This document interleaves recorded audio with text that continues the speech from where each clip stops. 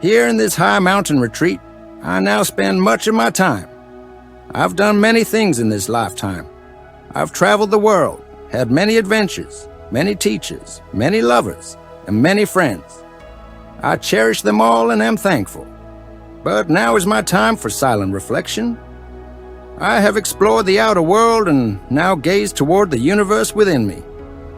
I am at peace here among the birds, these bears, and an occasional mountain cat. They know me, and I them. But one day everything changed. My dear sister, who has shared many great books with me in this lifetime, sent me a trilogy called The Multidimensional Tales of Var, written by a cosmically inclined author by the name of Leland T. Lewis. As it happens with most of the books my sister has sent over the years, I dove right in and started reading. But soon I discovered that these were more than just metaphysical books. Because during the time I've been reading them, which now adds up to 3 times per book, many very mystical and beautiful things have started happening for me up here in the mountains. Most of what has happened has come in the form of lucid dreaming about glorious realms. But also things of an amazing nature have happened during my waking hours. I'm fixing to tell you the story of one of those remarkable things. One crisp autumn morning, as I was listening to the sounds of nature around and the rustling of leaves in the wind, right up to my front porch trotted a white dog. I was sitting there with my ginseng tea, and he ran up to me as if we were old buddies. This was a large dog of unknown pedigree, and he had a very serene presence. His fur gleamed like white snow in the sunshine. I felt an immediate connection with this furry visitor, so I invited him in for a snack. I had some peanut butter in there, so I spread it on a couple of crackers and placed them at his feet. He gave his tail a quick wag and politely tasted one of them and then left the rest there. This is when I discovered something more unusual about this dog, and it was just this. I could easily hear his thoughts. In my head, I heard the following from him. "Thanks, old man, but I usually find my own food and don't want to eat up any of yours." "Well, I have plenty," I answered aloud. "Yes, you do." I heard him think.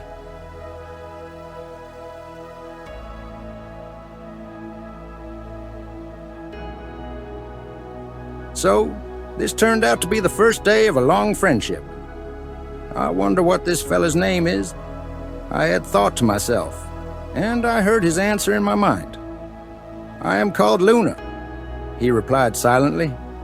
"Well, you did show up on the full moon," I murmured.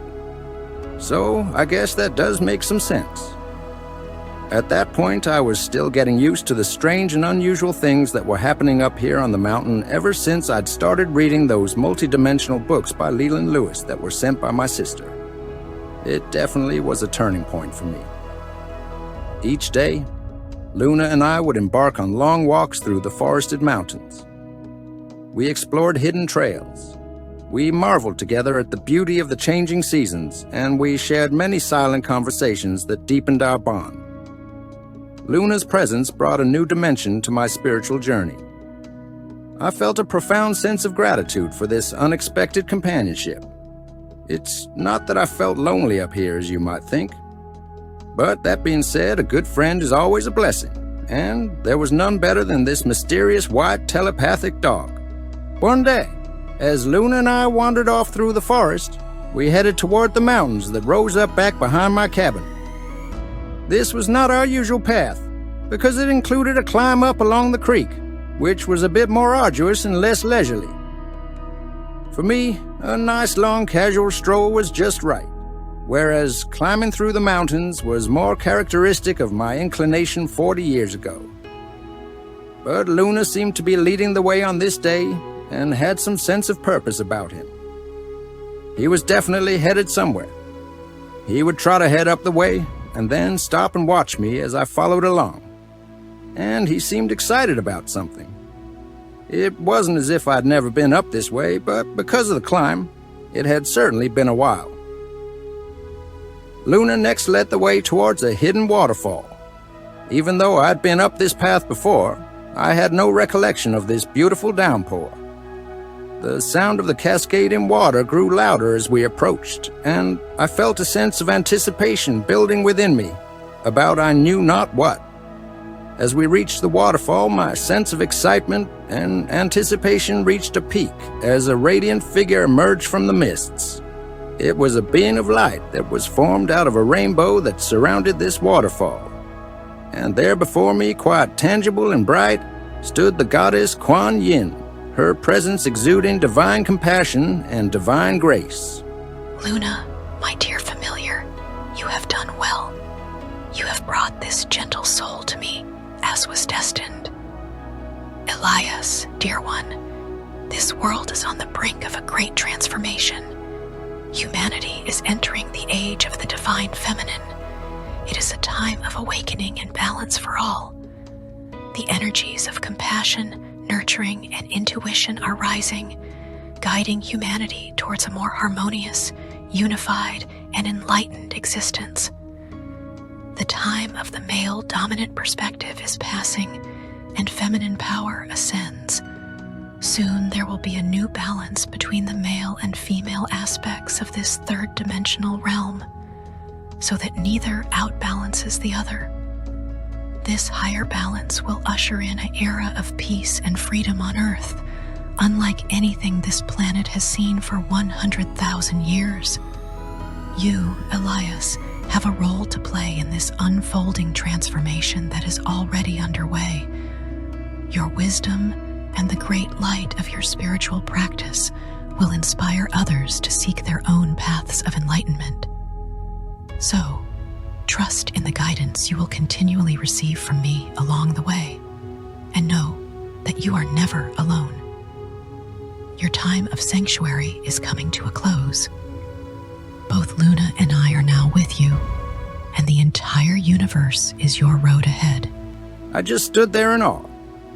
My heart was filled with reverence as Quan gazed at me with her eyes reflecting the wisdom of the ages and infinite compassionate grace. After speaking these gentle but powerful words, Quan bestowed a blessing upon both Luna and me. She reached out and placed an emerald ring upon my finger. She told me that I could simply rub my thumb upon it while calling her name, and she would either arrive or remotely perform miracles for me in furtherance of this new mission I had received. She then faded back into the mists of the rainbow waterfall. I stood and gazed in wonder at the space she had occupied. It was still filled with light and grace. I turned to Luna and said silently, "Did you know this would happen?" Luna silently answered, "It is why I came." This video story, Elias and the White Dog of Quan is based upon experiences of the main character, Elias, after he read the trilogy, The Multidimensional Tales of Va by Leland T. Lewis. To get your own copy of this trilogy and your own mystical experiences, you may visit the link to these magical books. They are available in hardcover, paperback, or digital formats at the link in this video's description. Also, if you would like to see more cosmic adventures and video stories related to this, please place a like and subscribe below. Thank you, dear friend, and we wish you 10,000 blessings along your way.